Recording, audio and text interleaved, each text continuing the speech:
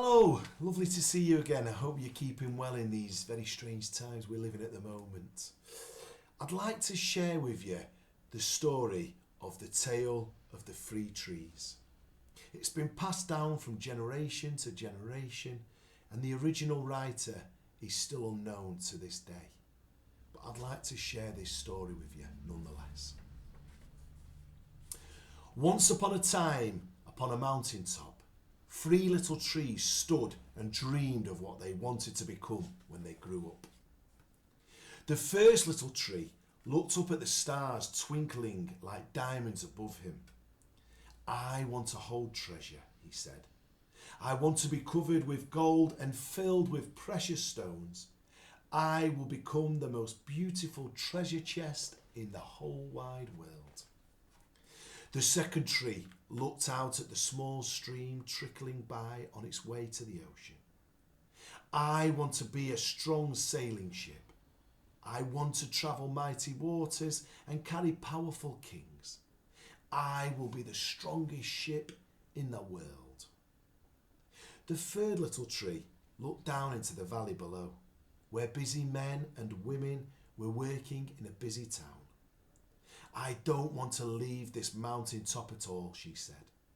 "I want to grow so tall that when people stop to look at me, they will raise their eyes to heaven and think of God, and I will be the tallest tree in the world."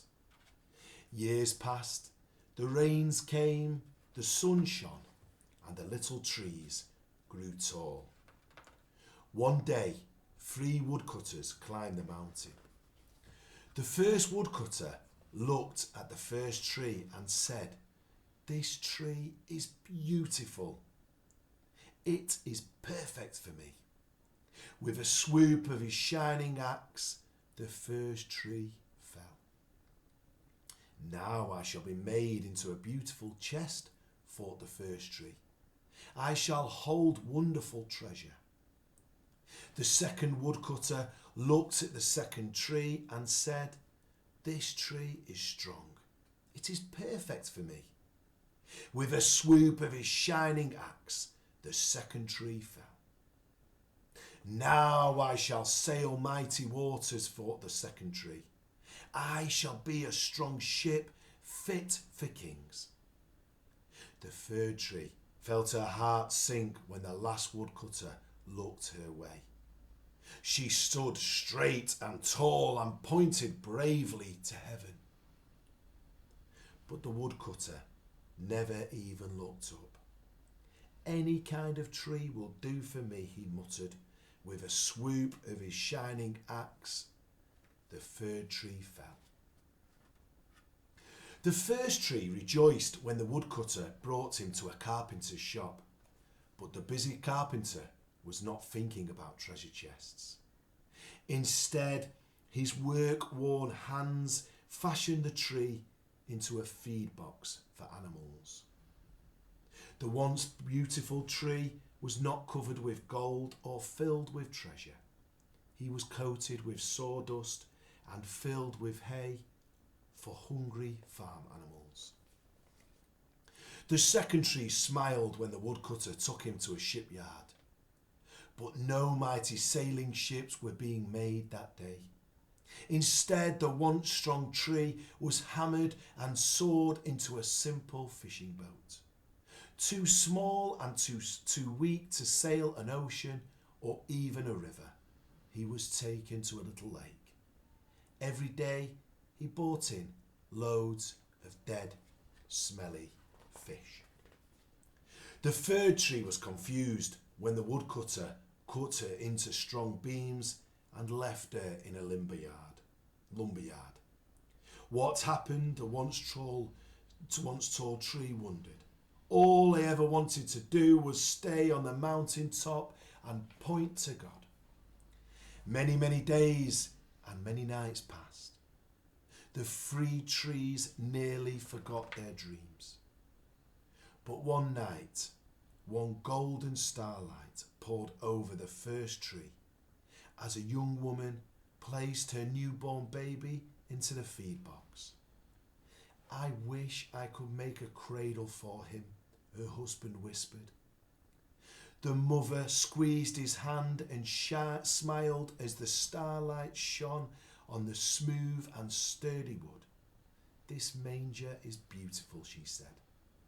And suddenly the first tree knew he was holding the greatest treasure in the whole wide world.